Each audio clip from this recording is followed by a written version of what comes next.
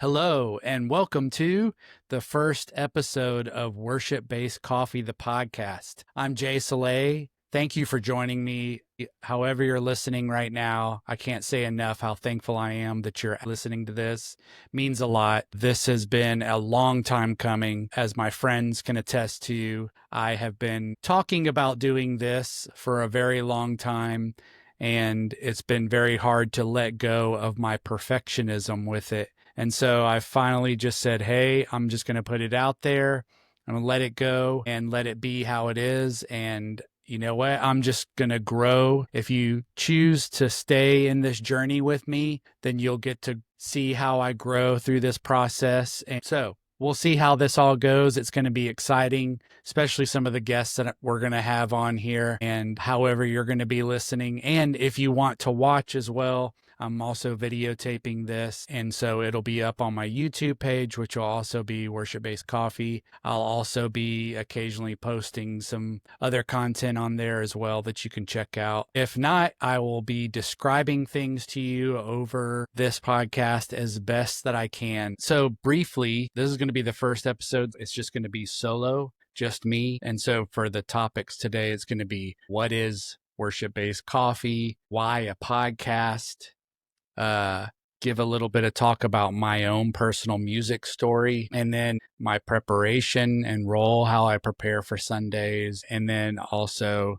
the favorite part, gear talk. Yes, I know a lot of people's hair on their neck just stood up right now when I said gear talk, didn't it? I know it does for me. So right now I've got and I'm holding up, it's this iced beverage, wonderful beverage here. I've got it. I'm ready to go.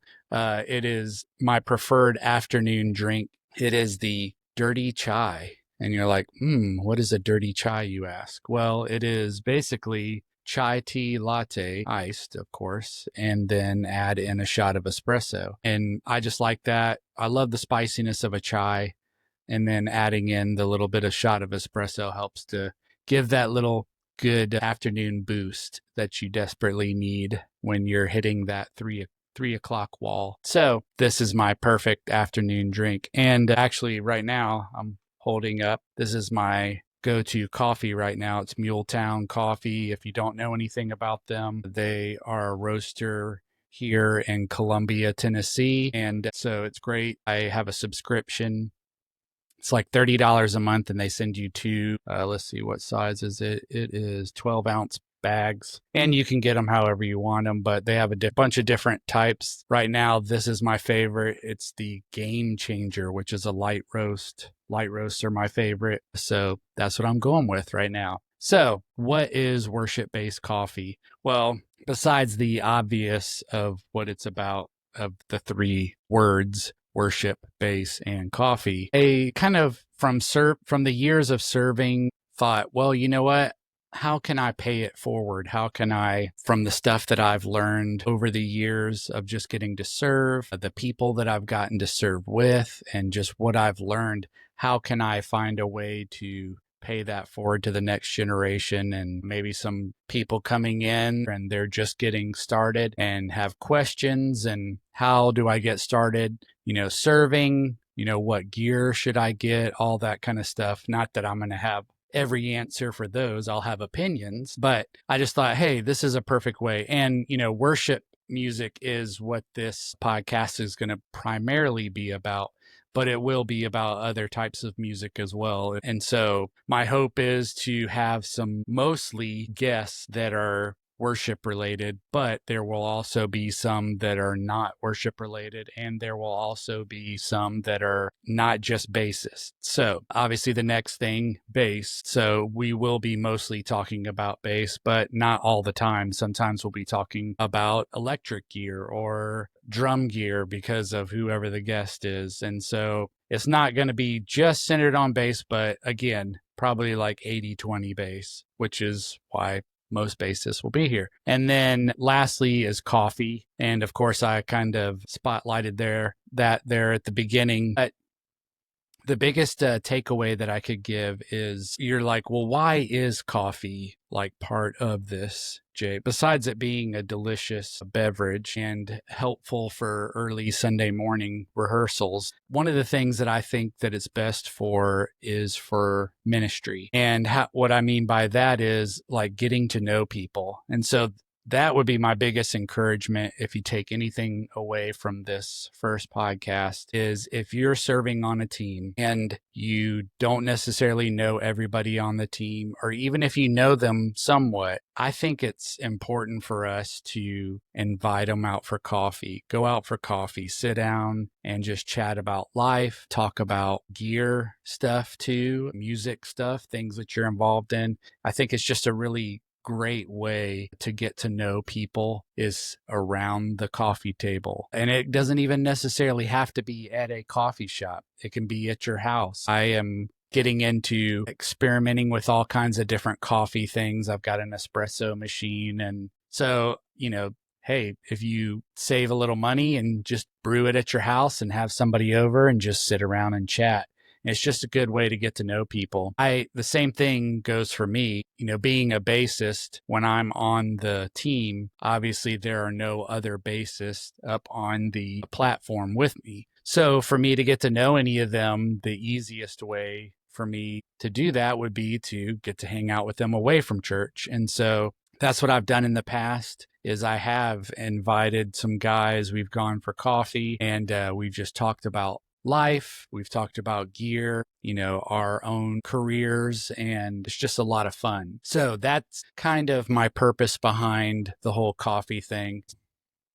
I kind of alluded on it a little bit, but you're like, okay, so Jay, why are you doing a podcast? What is kind of your idea behind it? And so, first of all, I love music. It's always been like a special thing to me from a young age. And in fact, later on in my career, my very first real job was working at a record store. So anyway, that's, my love for music, but also I really like to talk, about gear. So we'll talk about gear discussions. I talk to my wife a lot. She's my best friend, but every once in a while, she will get that kind of glazed over look on her eyes, and I can just tell this is going right over her head. But she's very sweet, and she'll just kind of nod her head and agree with me. So occasionally, I will share that instead with their bass guys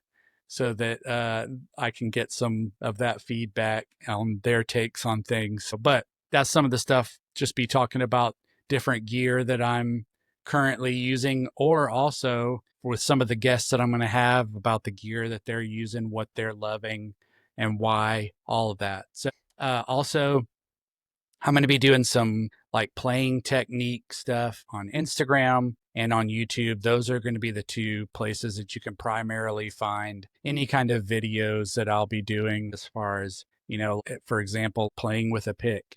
I know that is oh my gosh, no, bass players not playing with a pick, but Paul McCartney would disagree with that. So anyway, I'm going to have some playing technique stuff. And then also there's going to be, I kind of talked about a little bit, but like different guests. It's going to be some guys, I'm based here in Nashville area, and I've gotten to know a bunch of guys through the industry. And so some of them are going to be coming on this with me.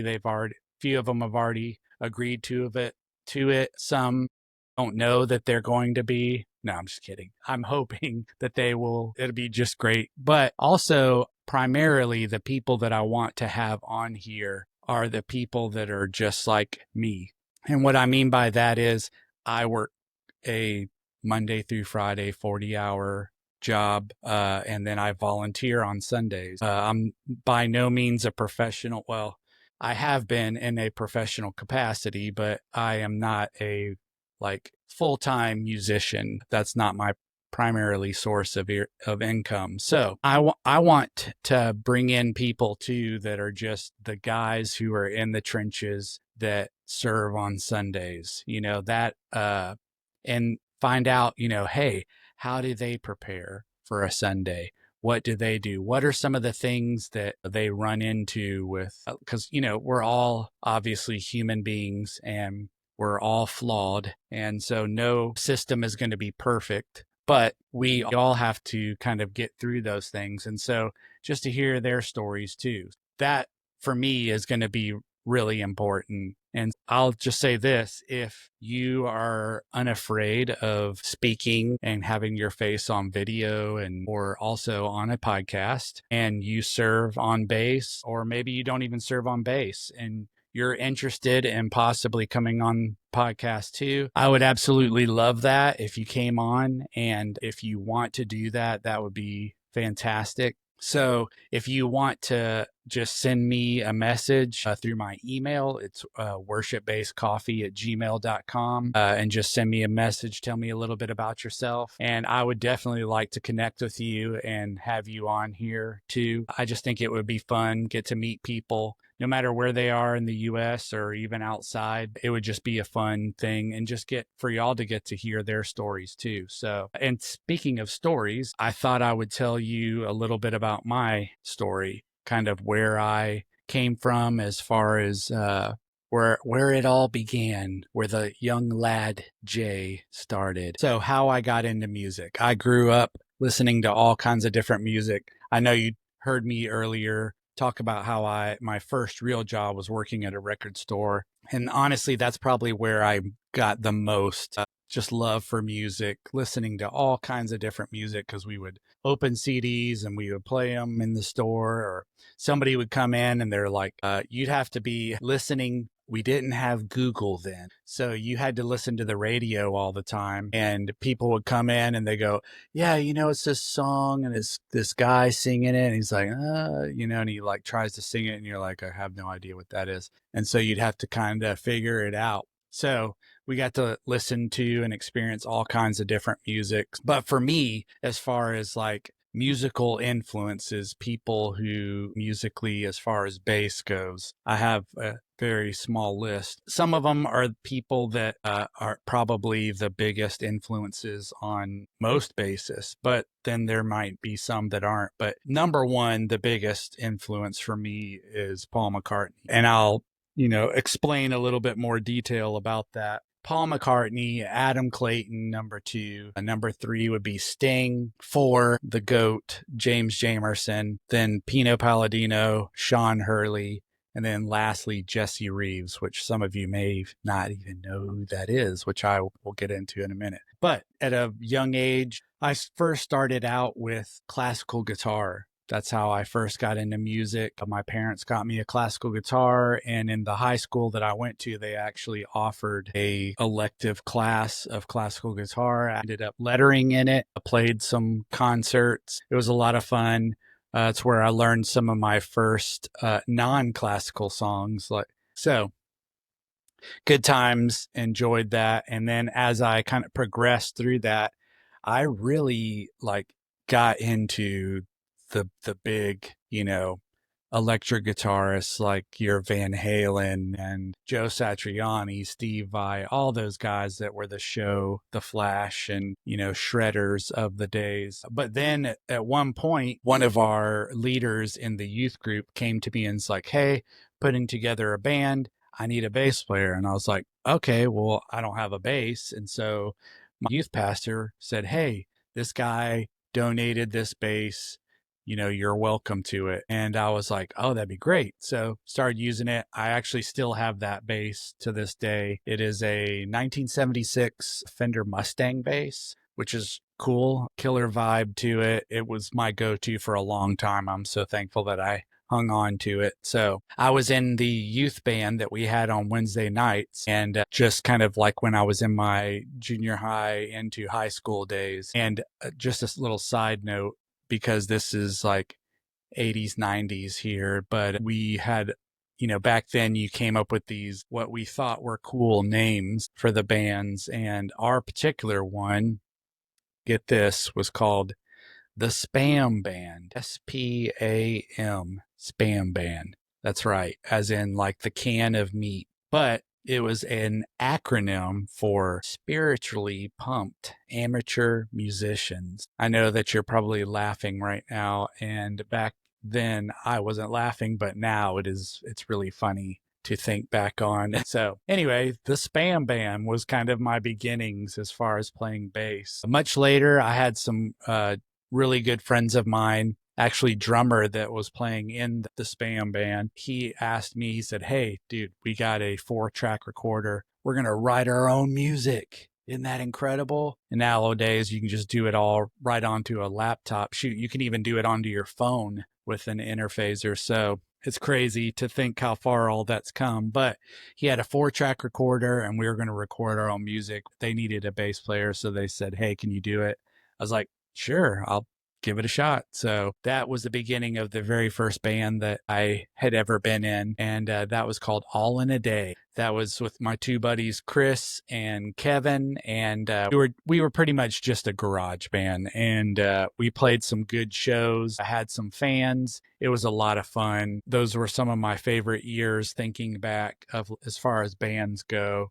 Just loved them. Chris, a stud drummer, one of my favorites that I've played with through the years. And if you did not have earplugs, he was going to make your ears bleed in that garage of his. So I always had to come prepared for that. So love you, Chris. Anyway, next after that was a group that I played with called No Longer Strangers. And that's really where the shift started happening as far as worship goes. The guys that I played with, they had written their own music. We went in an studio and recorded. Stuff came out, it was really good. And then we started playing some local events and stuff around the Tampa area, because that's where I was at the time. And it was a lot of youth group stuff, like straight up weekends, camps, all that kind of stuff. And so we would get to play a little bit of some of our own personal stuff, but then also we would do worship. And that's kind of how that whole thing began for me.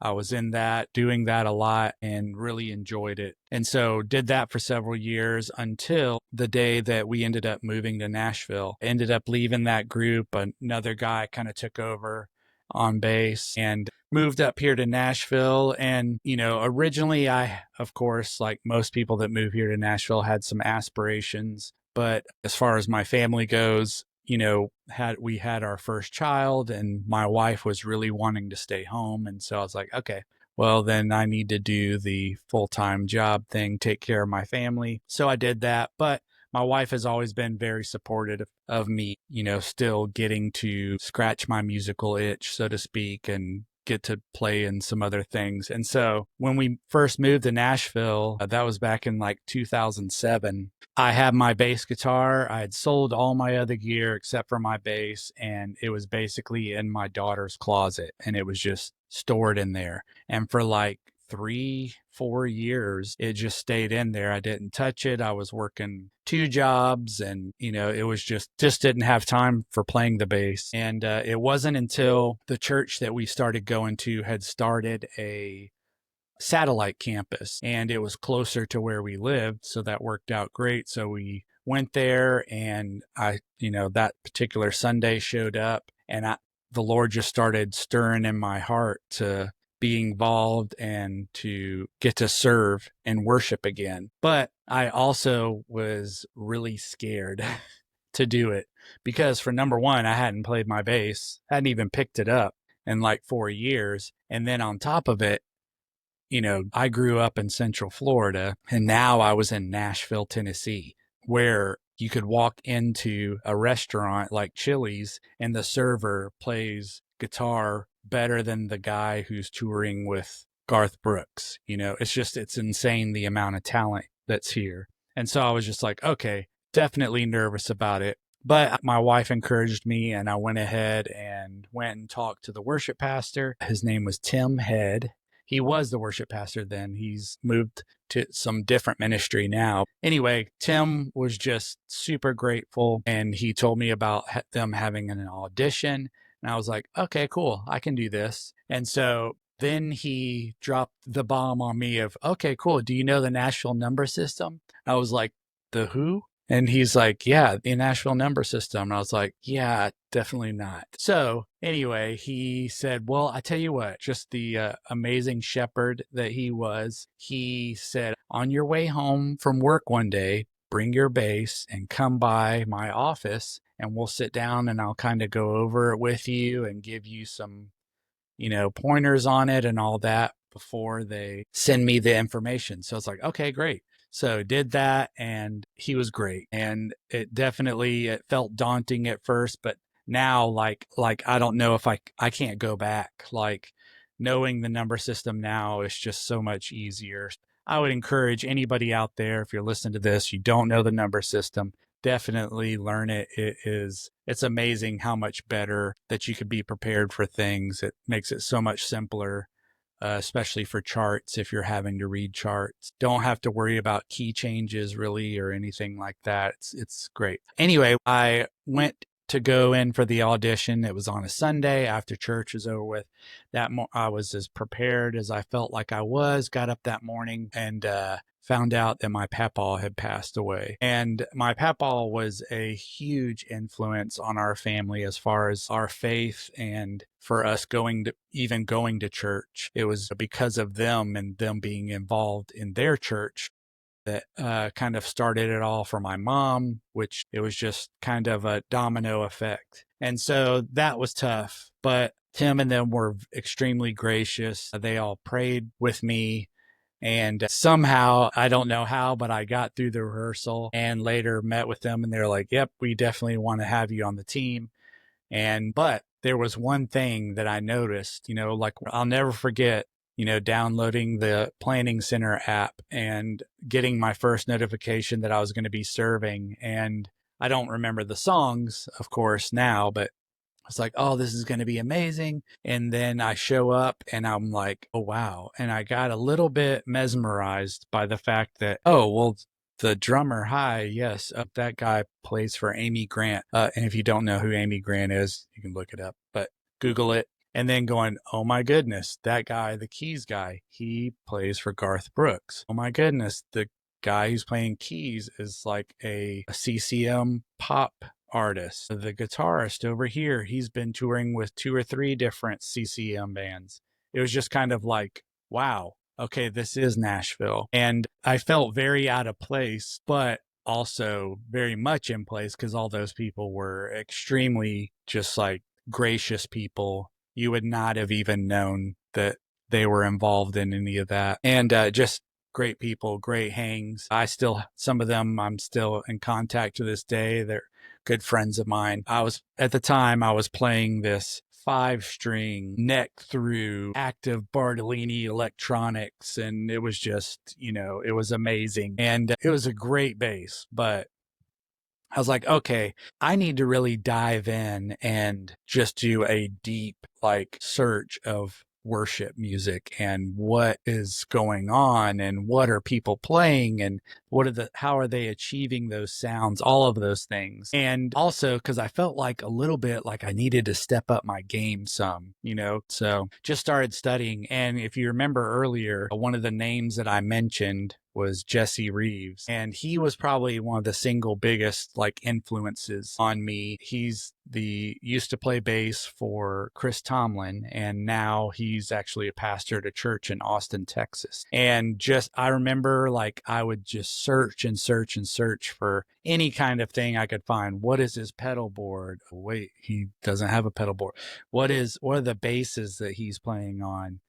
Try to find videos on YouTube, all of that. And around that time, I remember, is when those big Passion albums were starting to come out. And interesting enough, side note, because I just saw him the other day at the gas pump. It had been years since I'd seen him, but Jason Ingram, who is huge rider on all of those, he used to go to fellowship too. And I served with him a few times, and he's just as genuine as it gets, just down to earth guy, super gracious, and got to say hey to him. It was cool just having some memories of times being back at that church. So anyway, all of those albums were coming out and I was like, man, Jesse's bass sounds so good.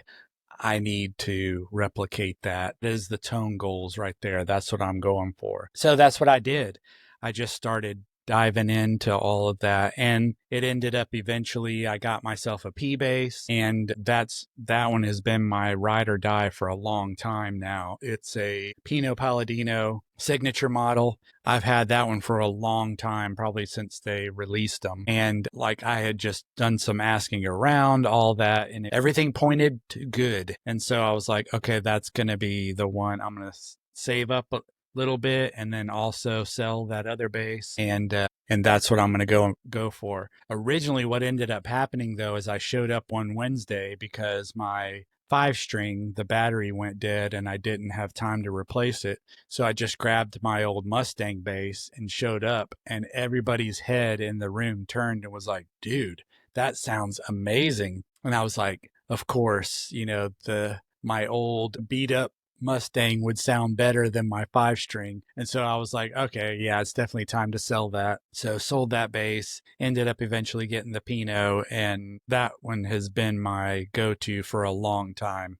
After all of that, I met a guy here in Nashville. His name is Josh Horn. Josh, hello, if you're listening. He's been a buddy of mine for a long time here, and we've played in a bunch of bands together. And one of the first ones that we almost played together in was a 70s band, and we learned some great stuff. I mean, if there would have been bands that could get an award for best rehearsal band, that would have been us. But unfortunately, it didn't end up lasting any longer than that. But one night, he and I were out for dinner, and we're sitting in, I think we went to this place. It's like kind of a pub, so they had like pub grub food, and we're sitting there and a Beatles song comes over, and I was like, I bet it would be cool to play in a Beatles tribute group.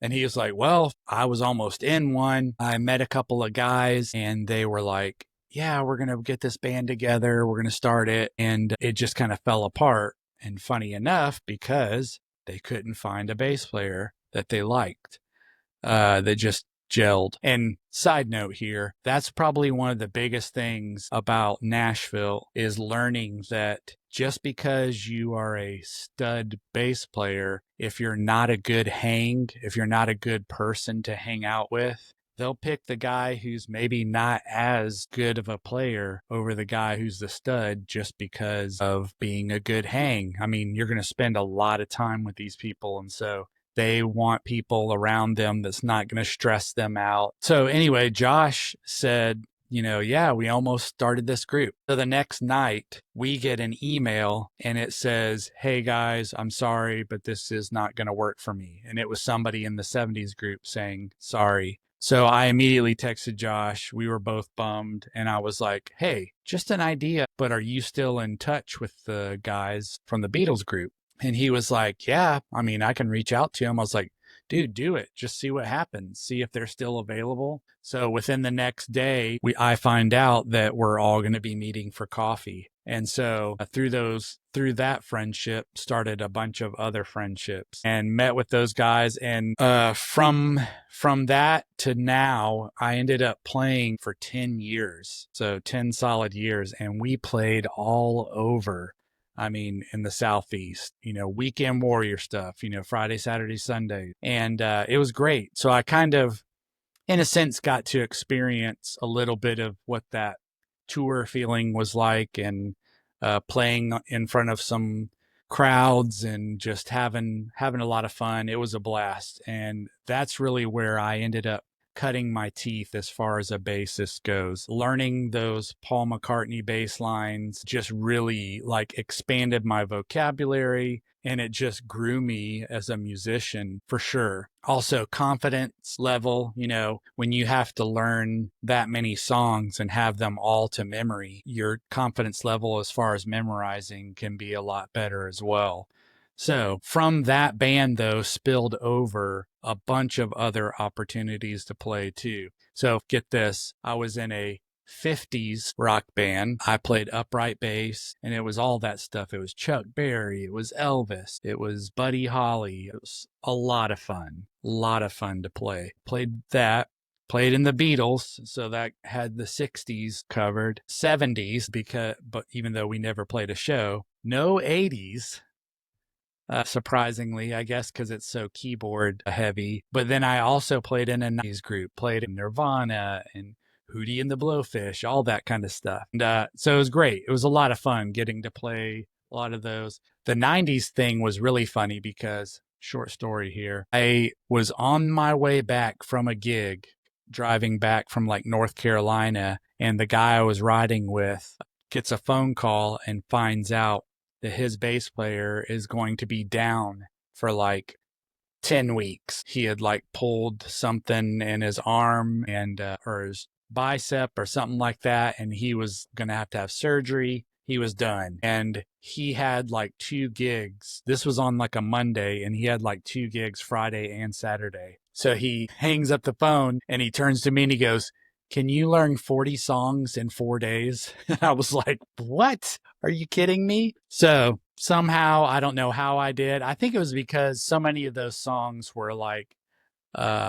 childhood songs for me. And so they were just kind of like written in the hard drive of my brain. And so I already kind of knew the songs so well. So I knew where they were going. And somehow, I don't know how, but I was able to memorize all those songs and be ready by that weekend. So got to experience that for a little bit. And then his bassist finally came back. But it was just fun getting to do that. And then one other person, his name's John Salloway. He's actually the drummer of the Beatles group, and he also has his own material. He's an Americana artist, so it's got a little bit of a vibe of Beatles slash Tom Petty, but Americana. Great vibe. I love playing his stuff. He's got some cool bass lines that he writes. And so it's just a lot of fun as a bassist to get to play that stuff. And so really enjoyed getting to play with him. And one couple of the bucket list venues that I got to play at because of playing with him is twice I got to play at the Bluebird Cafe here in Nashville. And if you don't know what the Bluebird is, it's a historic site. It's really small. I mean, it's like the size of a Waffle House inside. It maybe holds like 70 people. That's sitting elbow to elbow. And but it's if you saw the TV show Nashville, then you know more about it. But it's kind of historical. The people that have come through there and kind of got their start doing singer songwriter in the round and stuff like that. It's really cool. So that was great for me getting to play there. Anytime I get to break out the upright bass, it's always fun for me. But with the Beatles thing, I had finally kind of decided that it was time for me to retire from that. And, mostly it's because of being on the road, traveling all over, having to eat up, so many weekends of playing. I really enjoyed it, but I also really wanted to be able to be with my family. So I just decided the timing was right for me to back away from that. And also it was because I was getting more and more involved in my current church on the worship team and really enjoyed being a part of that. And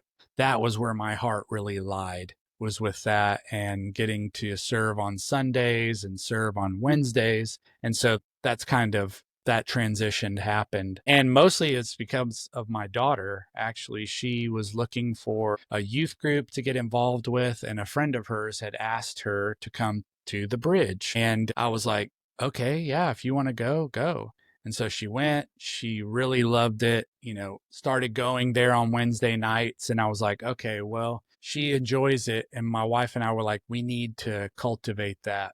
So we felt like it was time, like for us also to try to find a church in our own community to where, people down the street, neighbors, were people that we went to church with. And so that's what transitioned us to the bridge. And I had a friend there. He served on the worship team, played bass also. And he had a lot of great things to say about it. And he kind of put my name in there. John, thank you, by the way. And he told them about me. And so I met a Taylor Agan for coffee. We met and sat down, just talked about life, who I was, where I was at. And he said, hey, definitely, but I want to give y'all time, get into the church, be ministered to. And I was down with that. And so we did that for a little while.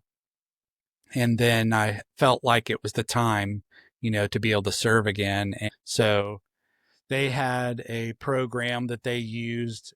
It's called DVLP, short for develop. And it was just to give people who would like to serve, who maybe were not having opportunities to like play other than like at home with an MP3 player, to actually play with live musicians and get to experience that. So I did that a couple times, and they saw that I could play, and so they were like, yeah, actually I ended up getting a text and a planning center invite. It's like, hey, we have nobody for this particular Sunday. If you can do it, that'd be great. So probably about 3 months later, that Taylor approached me again and was like, hey, just something to be thinking about. Circle the date in May. We're going to be recording a live worship album, and we would like for you to play bass on it. I didn't know what to say about it. I was definitely taken back by it. I didn't, think that I was worthy of it. But when you've read or you've heard people say, God gives you the desires of your heart, I feel like sometimes he gives you desires of your heart, even when you're not really asking for it. It's not like a present desire, because of course, like anybody, I was following all these different bassists that were touring and recording on live albums. And in my heart, I was like, man, that would be cool to do. But that's about as far as I had thought about it. It wasn't something that I was actively saying, Lord, please make this happen. And so it just shows that even he knows the desires of your heart even better than you know them. And so it was great. Got to have that opportunity on that album. And if you don't know anything about that particular album, it's called Stacking Stones. You can find it on wherever you get your music at. And it has the original version of That's My King on it. And we got to be a part of that. It was amazing just what God has done with that song from a small church. It's just amazing how God has taken that, how he's blessed it. And then, of course, CC took it to another level. So anyway, so I got to be a part of that album. That was amazing. Played with some amazing musicians, just great people. And to this day, I still have special relationships with all those guys that were in the back line. We just put in a bunch of hours of rehearsing and stuff. And then just recently, May again, also recorded on another live album that'll be coming out, I think in like January or February. And if you follow me on Instagram, you'll see some stuff that'll be released from time to time, some singles and stuff like that. I actually split bass duties on this one. If you know who Adam Kaiser is, then you'll know. If you know, you know. Anyway, I played on the first half, he played on the second half. And so I'll keep y'all posted and let you know when it does come out. So preparing for Sundays, you might say, Jay, how do you prepare? First of all, I would say this is that not all churches are going to be the same. Some churches, give you an example. Our church typically will send out planning center almost a month in advance. It's probably like the middle of the month for the next month. And it'll have all the songs listed in there. Maybe the keys won't all be finalized yet, but it'll have all the songs in there and who's going to be singing them, who you're going to be serving with, all of that. And usually about almost a month in advance. And so I know not all churches do that, and so it's a little bit harder. But hopefully, and I say hopefully, you get them at least a week in advance. And that's kind of how I prepare. I told you I work 40 hours a week. I am a Monday through Friday guy. I drive to and from Nashville to work. And so on my way home from work, that's what I do is I will listen to those songs, and I just kind of take that week, like Monday, Tuesday, Wednesday-ish, and I just play those songs over and over to myself and just kind of let them soak in, not just to learn the bass part, but also so the words will soak in on my heart. And so when I'm serving and I'm there, I can worship myself. And so one of the things I do, and this is like something I want to say to everybody, is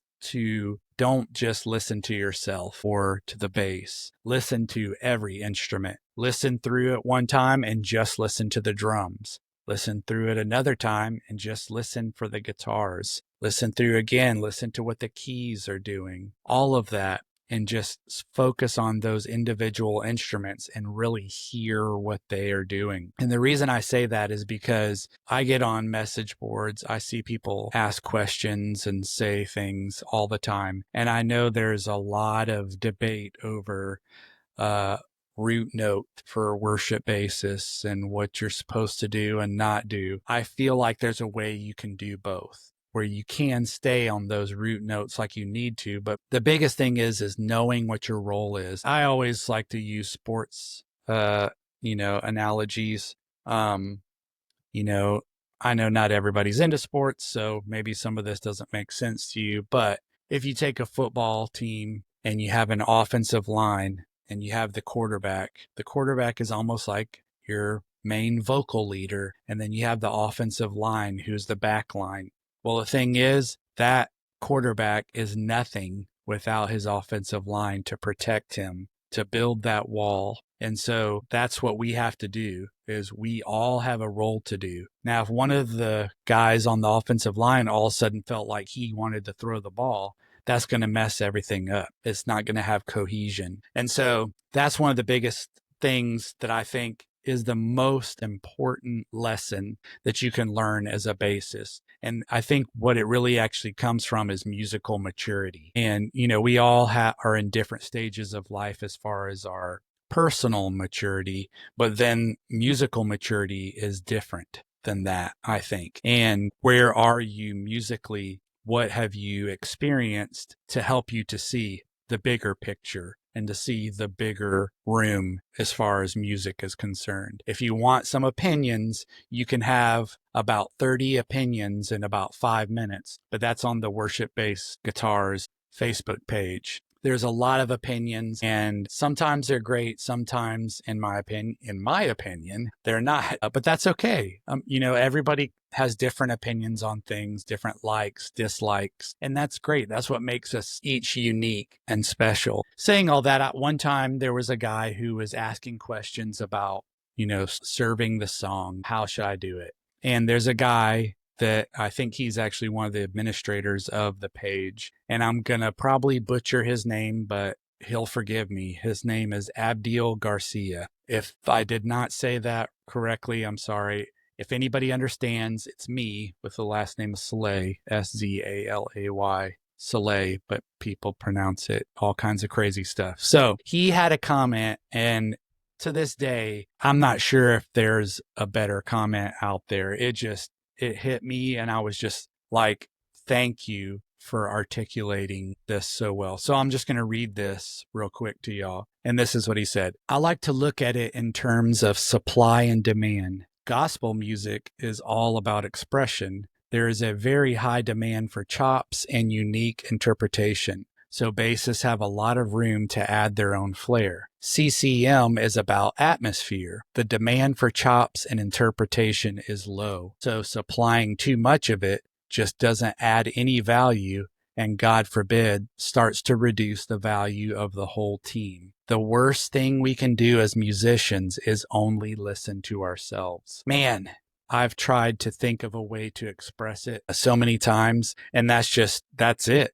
And that it's so true. CCM and worship is about atmosphere. It's about building an atmosphere and a foundation for worship. And that's what our job is. Those memes out there, and you had one job. Well, you have one job as a bassist, is to help build an atmosphere.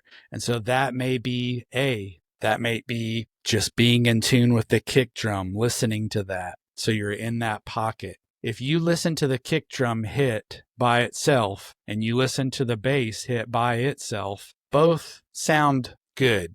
But when those two things hit together, there's a different sound that it makes. It's bigger, way bigger, and it builds and makes this atmosphere in the room. And so that's one thing I just want to reiterate. And he said there, the worst thing we can do as musicians is only listen to ourselves. Let's be truthful about something. And this is not, how do I say it? Don't take this the wrong way. But for the most part, nobody's going to hear the lick that you do. Nobody's going to hear it. Nobody in the room. Everybody that's there is most likely going to be worshiping. Now, I will say occasionally you'll have other musicians who will hear and specifically be listening, and they might hear something you did and be like, that was cool. But it's rare. And most of the time, it's probably just going to be other bassists who happen to be in the room, and they're going to be more in tuned with the bass than other people are.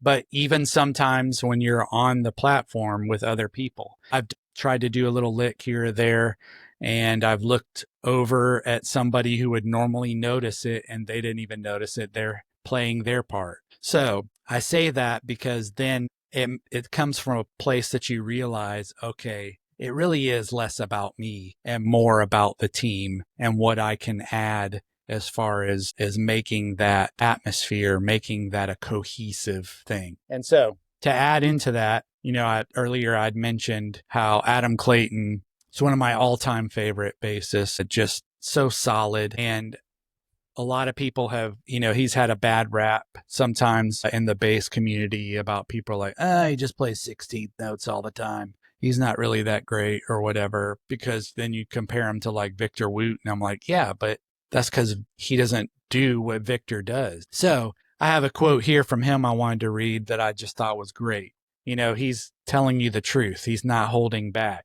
And he says, sometimes I get a little frustrated by always playing eighth notes. But at the end of the day, we perform songs live, and that's what works. Eighth notes drives the band.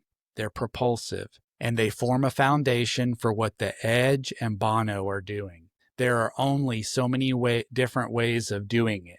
Now, they've been playing together. Next year, it'll be 50 years, because 1976 is when they first got together as a band, started writing music. So he has a little bit of experience playing on stages and playing with a band that, let's face it, when you listen to brands like U2 or bands like Coldplay, the truth is, those are kind of where worship music came from, those bands. If you listen to albums by U2, and which, let me just stop right there and hold up this album. I'm holding up Joshua Tree. If you have not listened to this album, please, as soon as this is over with, listen to it. There's some stuff in it that you will listen to. And if you go through kind of like the little lesson that we talked about, listening through to each instrument, you'll hear and you'll be like, my gosh, if you just soloed the music, I would say this is like almost think it's a worship song.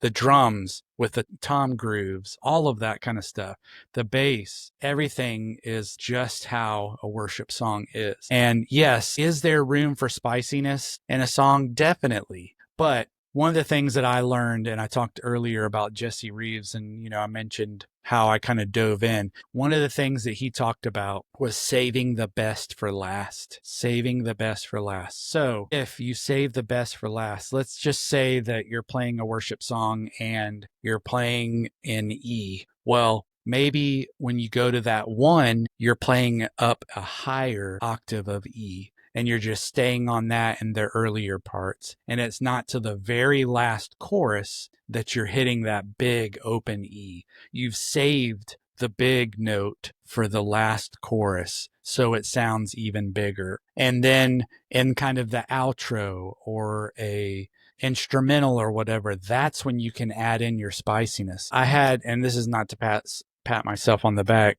through conversations with some of our front of house guys, one of the things that he said to me was, I hate it when a bassist in certain big moments will slide up the neck and play all of these parts up high the neck, because at the time, the electric's playing up high, the keys are playing this high part, and now all of my low end has completely vanished, and it sounds naked. And so I've just got the kick drum and it's not enough. And so that's a perfect example coming from the front of house point of view of how, hey, those low notes matter. Yes, I know there's a lot of jokes out there about the 2-string worship bass, but that's because it's making something that's important. It's their ingredients that you have to apply to make something special, to make something taste good, so to speak. So anyway, that was one of the biggest takeaways I got from Jesse, was how he said, hey, saving the best for last. saving it for the end. Having, instead of playing eighth notes at the beginning, maybe you're just playing quarters, real slow groove, or just open notes. And then you're saving those eighth notes for the end to drive it, to make it sound bigger. And so that's kind of my take as far as my prep time, as far as my role. Next, and this is like the last of the topics, just wanted to talk a little bit, of course, and this is where what you were waiting for, save the best for last, the gear talk. So probably if you're watching this on YouTube, you can see behind my head, and I'm pointing to it right now. It's a violin bass. It's a 2018, I think it is, or 2017, German-made Hofner, and that was my ride or die the entire time, and loved playing that bass. It just tonally just always sounds good. Just that thumpy wood sound just sounds great. I loved it. That was one of my go-to. I told you about the Pino Palladino custom shop bass. If you ever get a chance to play one, I highly suggest playing one. It's great. It's got a great tone, especially with round wounds, but it also sounds really good with flats too. So it's kind of a chameleon when it comes to that. And so then, of course, I have my Mustang bass, and then I have a Rick that I used for a little while with the Beatles group. But honestly, the Hofner just always sounded so good. And if I palm muted when I played with the pick, you almost couldn't even tell the difference just because of the flat wound sound. But then the biggest one recently that I just got last year, is my Paleo bass. It's a jazz bass. It's a ash body with a maple neck with a rosewood fingerboard, and it's also got Lawler pickups in it. It's great. Like you can go somewhere and you can have barbecue and you're like, well, it's good. And then you go over to this other barbecue place and you're like, man, this is basically the exact same barbecue, but it just tastes way better. That's how that bass is for me. Not knocking any other bass companies out there, but it just does a great job. And he also builds pedal boards too. Just a great guy. They're actually in Franklin, Tennessee now, and I've got to hang out with him a little bit. And it's just like, great guy, great guitars. And so hopefully at some point, my plan is to have him on the podcast to get to talk about what got him into it. I would love to do that. And that one is kind of like my go-to right now, the one that I use the most on Sundays. It sounds great with my setup, and I love it. So that's kind of what are the most in my rotation right now. I have others that I occasionally use, but those are what I really love playing right now.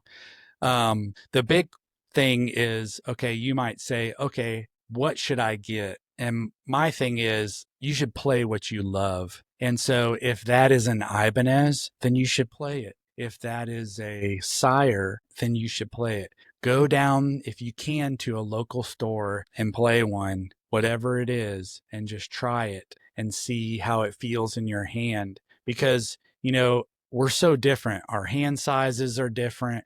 How a bass feels to you, everything is different. And that goes for any kind of guitars, honestly.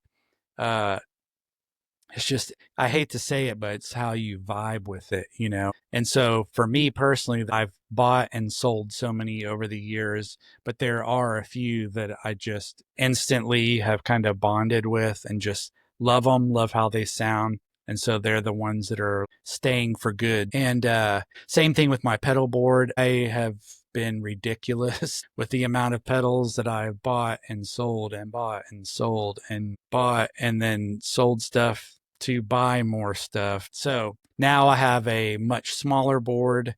I got rid of all my digital stuff and I've just gone analog as far as pedals go, because there's something for me about just reaching down and turning knobs and seeing where it all is in front of me. And I'm actually going to be filming, hopefully this week, a video, and that's going to be my first drop on YouTube, is a pedal board run through, and I'll play through it so y'all can hear the different stages of it and everything, and just, check it out. But that's the biggest thing is you should play what you love. Now, saying that, if you are asking me, okay, well, I want to sound like like this.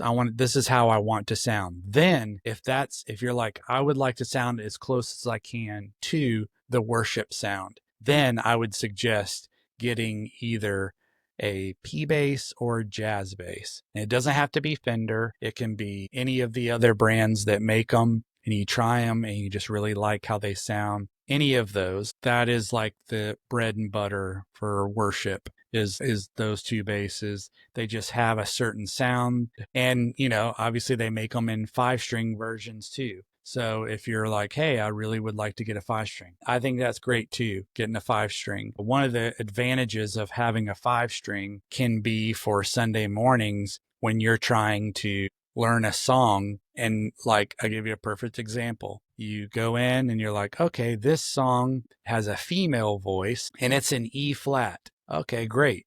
But now a guy is going to sing it and he's going to be singing it in A. And so now you're losing some of, like, and in A, the D would be your 4. And so if there's a spot in the song where that 4 and you just want to hit that and you want it to sound big, just the D there on the 5th fret is not going to sound as big as a lower D on the 5th string. So there are some advantages to it. It takes a little bit of headache out as far as that goes when a song originally was in one key and now you're having to do it in a completely different key to still kind of retain some of that low end.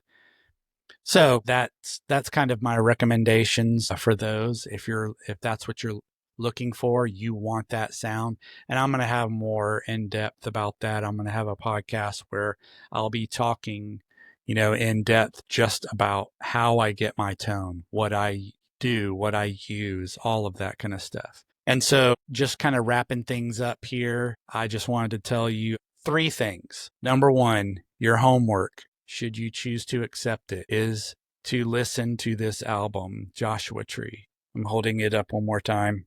Listen to that album in full. It's a desert island album, and anybody in music would smartly know that is the case. For guitarists, that's basically what they're playing on Sunday mornings, is they're playing that edge sound. So, and then for bassists, it is a great example to listen to what Adam Clayton is playing and hear what he is doing is really serving the song. And it just builds this foundation to where so much is able to get accomplished around it. And so that's my thing. Definitely do that. Listen to that album. And then when you do, whether it's listening to that album or when you start listening to what songs you're going to be playing on Sundays, again, listening to all instruments, listening to everybody's instruments individually. It's a great ear exercise to do that anyway, instead of just listening to the bass. And then you might hear something. You might hear where the electric guitarist is kind of going up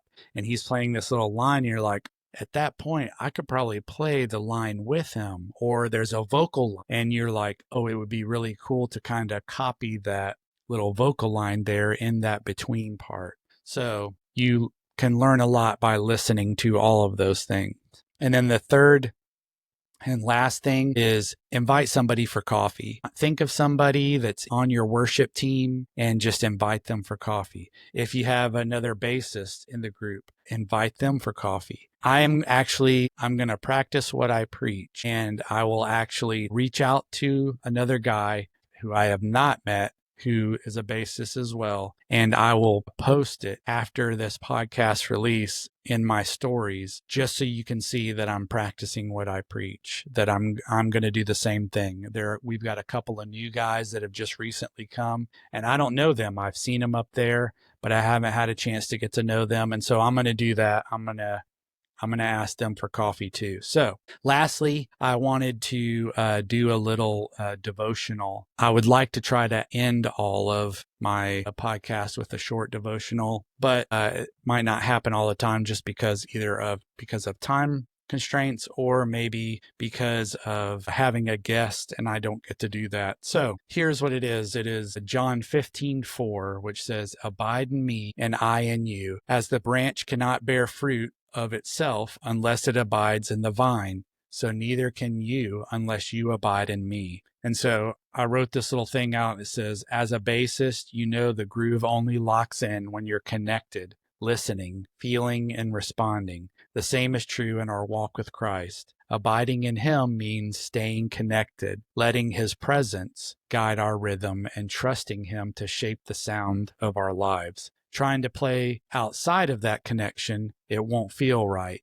The same goes for our faith. When we stray, we lose the groove of his peace, purpose, and power. But when we remain in him, our lives produce fruit that glorifies God. And so I just want to encourage you, as you're listening through your sets and preparing, that you're also preparing your heart, which is the most important part of preparing for Sundays. Our worship leader always say when we do our rehearsals, okay, the technical part is over with.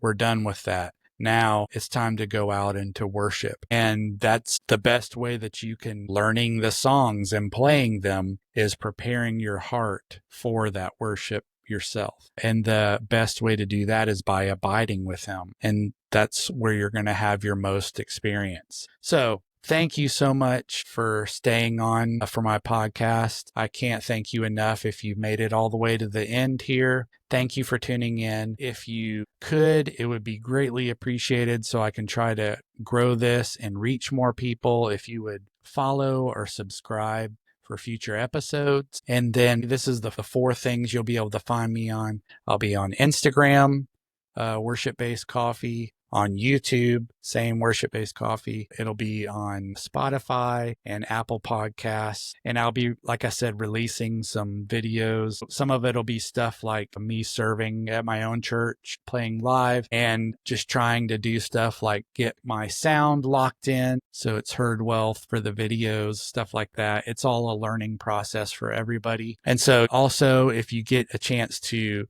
send me an email, worshipbasedcoffee@gmail.com. Any kind of, hey, I liked this, or you can make comments on, the podcasts, all of that, anything that would be very much appreciated. So lastly, to tease the next episode, my plan is to start out, it's going to be bi-weekly, so 2 episodes per month that'll be coming out. And just for me personally, with life and everything, I thought, hey, that's a good goal to get 2 episodes per month out. And so I've already filmed the next one, and that is going to have the bassist from my favorite band, Park Cottrell. He's a dear friend of mine. I was incredibly grateful for him to take some time out of his day. It's actually from the back of the tour bus, which was cool, because they're in the process of coming in and out of the road. And so I got to talk to him, catch up, and talk about their upcoming tour that they're going on and all kinds of other things. So if you're a fan of Colony House like I am, they're my favorite band. And it also happens that Park is a dear friend of mine. And so I'm really looking forward to y'all getting to hear that. We had a great conversation. So should be coming out a little bit after this one. Anyway, my goal, hopefully, if everything works out, will also be the following month, to see August, have a couple more guests, and it'll just be hopefully in the flow by then. So anyway, before I go, I just want to say, tell somebody you love them. And until then, I'll talk to you next time.